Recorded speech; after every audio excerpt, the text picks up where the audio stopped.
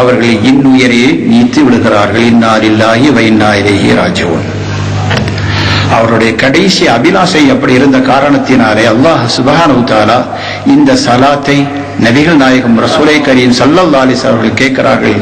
அலைஹிஸ்ஸலாம் வ ரஹ்மத்துல்லாஹி வ பரகாத்துஹு என்று சொல்கிறார்கள். மதீனாவில் இருக்கிறார்கள். நாயகம் ரசூலை கரீம் ஸல்லல்லாஹு அலைஹி வஸல்லம் அவர்களுடைய தர்பாரிலே இருந்து கொண்டு சொல்கிறார்கள், அலைஹிஸ்ஸலாம் அவர்களுக்கு சலாம் உண்டாவதாக, வ ரஹ்மத்துல்லாஹ் அல்லாஹ்வுடைய ரஹ்மத்தும் பரக்கத்தும் உண்டாவதாக என்று சொல்கிறார்கள்.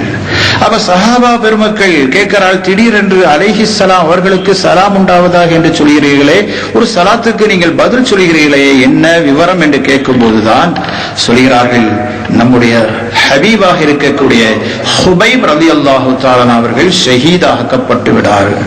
அவர்கள் எனக்கு சலாத்தியை அனுப்பியிருக்கிறார்கள், அதற்கு நான் மறுமொழி சொல்கிறேன் என்று சொன்னார்கள். ஹுபைப் ரலியல்லாஹு தஆலா அந்த காலகட்டத்தை பாருங்கள், அவருடைய நேசத்தை பாருங்கள். அந்த கடைசி நேரத்திலேயும் கூட தன்னுடைய ஹபீபாக நேசராக இருக்கக்கூடிய நபிகள் நாயகம் ரசூலை கரீம் ஸல்லல்லாஹு அலைஹி வஸல்லம் அவர்களுக்கு சலாத்தை சொல்லி வைத்திருக்கிறார்கள். அந்த சலாத்தையும் நபிகள் நாயகம் ஸல்லல்லாஹு அலைஹி வஸல்லம் மதீனாவிலிருந்து கேட்கிறார்கள் என்று சொன்னால், நாயகம் ஸல்லல்லாஹு அலைஹி வஸல்லுக்கு மறைவான சங்கதிகள் இல்லை என்று சொல்கிறார்களே இந்த பித்தர்கள், இந்த வழிகேடர்கள் சொல்கிறார்கள், நாயகம் ஸல்லல்லாஹு அலைஹி வஸல்லம் அவர்களுக்கு மறைவான சங்கதி கிடையாது, உலகத்தில் என்ன நடக்குது என்று தெரியாது, அல்லாஹ் அறிவிச்சு கொடுத்தாதான் தெரியும், வேற ஒன்றுமே தெரியாது, நம்மளை போல சாதாரண மனிதர் தான் என்று புலம்பக்கூடியவர்களுக்கெல்லாம் இந்த வரலாறு ஒரு சாட்டை அடியாகவே இருந்து கொண்டிருக்கிறது. நாயகம் ரசூலை கரீம் ஸல்லல்லாஹு அலைஹி வஸல்லம் அவர்கள் அங்கே நடக்கக்கூடிய சம்பவத்தை தத்துரூபமாகவே அவர்கள் கண்டுதான் பதில் சொல்லி இருக்கிறார்கள். அதே போலதான் நஜாஷி பாஷா ஹபிஷீனியாவிலே வஃபாத்தான போது நபிகள் நாயகம் ரசூலை கரீம் ஸல்லல்லாஹு அலைஹி வஸல்லம் அவர்கள் மதீனாவில் இருந்து கொண்டு சொல்கிறார்கள், இப்போது அபிஷீனியாவில் இருக்கக்கூடிய நஜாஷி பாஷா வஃபாத்தாகி விட்டார்கள் என்று சொல்லியிருக்கிறார்கள். அவர்களுக்காக வேண்டி ஜனாசா தொழுகையும் நடத்தியிருக்கிறார்கள். அவர்கள் வஃபாத்தாகி விட்டார்கள், அவர்களுக்காக நாம் ஜனாசா தொழுகையை தொழுகுவோம் என்று அவர்கள் தொழுகையும் நடத்தியிருக்கிறார்கள். அதை அடிப்படையாக வைத்துதான் ஷாஃபி மதுஹபிலே காயிபு ஜனாசா தொழுகிறது ஆகமாக்கப்பட்டிருக்கிறது என்று ஒரு சட்டத்தை நம்முடைய ஷாஃபி அவர்கள் ஏற்றிருக்கிறார்கள். இதைவிட மேலாக இமாமுல் ஆலம் அபூ ஹனீஃபா ரஹ்மத்துல்லாஹி அவர்கள், அது காயிபு ஜனாசா அல்ல, அது ஹாதிர் ஜனாசா தான். நாயகம் ரசூலை கரீம் ஸல்லல்லாஹு அலைஹி வஸல்லம் அவர்களுக்கு தத்துரூபமாகவே அங்கே அவருடைய ஜனாசா தெரிய வந்தது.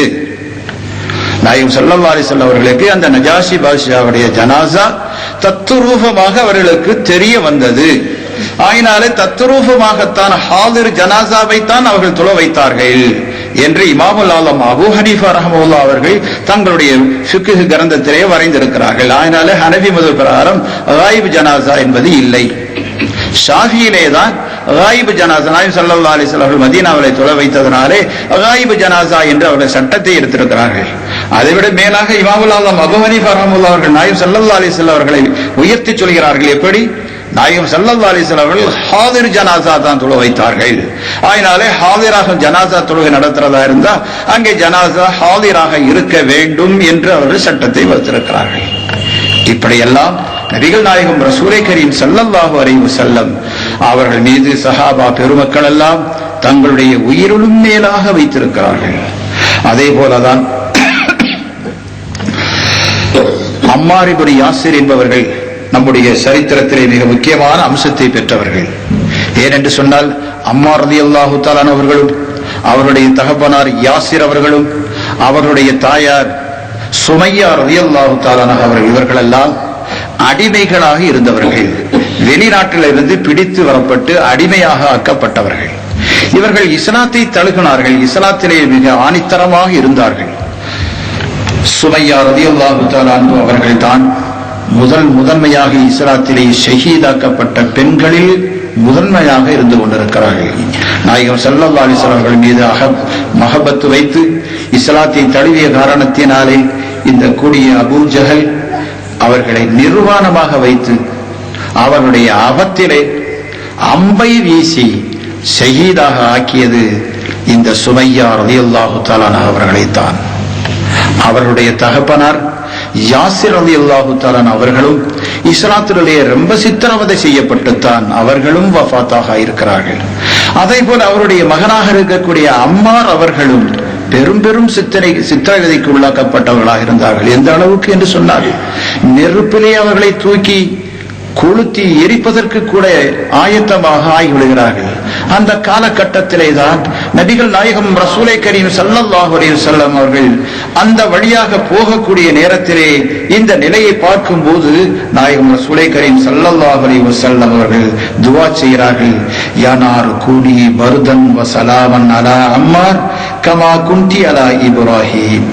நெருப்பே, நீ இப்ராஹிம் அலைஹிஸ்ஸலாம் அவர்களுக்கு எப்படி குளிர்ச்சியாக அவர்களுக்கு சுகத்தை கொடுத்ததாக இருந்தாயோ அதே மாதிரி நெருப்பே இந்த அம்மாருக்கும் பருதன் வசலாமா, குளிராகவும் சலாமத்தாகவும் ஆகு என்று நபிகள் நாயகம் ரசூலை கரீம் ஸல்லல்லாஹு அலைஹி வஸல்லம் அவர்கள் துஆ செய்தார்கள். அந்த அடிப்படையிலே அந்த நெருப்பு குண்டம் அம்மா ரலியல்லாஹு தஆலா அவர்களுக்கு அது சோலையாக மாறின வரலாறை பார்க்க அவர்களும் நாயகம் ஸல்லல்லாஹு அலைஹி வஸல்லம் அவர்களுடைய அருள் வாக்கின் அடிப்படையிலே நீங்கள் ஷஹீதாகத்தான் மௌத்தாகுவீர்கள் என்று வாக்கு கொடுத்த காரணத்தினாலே நபிகள் நாயகம் ரசூலை கரீம் ஸல்லல்லாஹு அலைஹி வஸல்லம் அவர்களுடைய ஜீவிய காலத்திற்கு பின்னால் ஒரு யுத்தத்திலே சென்று அவர்கள் ஷஹீதாக ஆக்கப்பட்டிருக்கிறார்கள். இப்படி எல்லாருடைய சஹாபா மக்களுடைய வரலாறுகளை எல்லாம் பார்க்கக்கூடிய நேரத்தில் அவர்களெல்லாம் தங்களுடைய உயிரிலும் மேலாக நபிகள் நாயகம் ரசூலை கரீம் ஸல்லல்லாஹு அலைஹி வஸல்லம் அவர்கள் மீது நேசித்தவர்களாக இருந்து கொண்டிருக்கிறார்கள். அதே போலதான் உவைசுல் கர்னி ரலியல்லாஹு தஆலா அவருடைய சரித்திரத்தை நாம் பார்க்க முடிகிறது.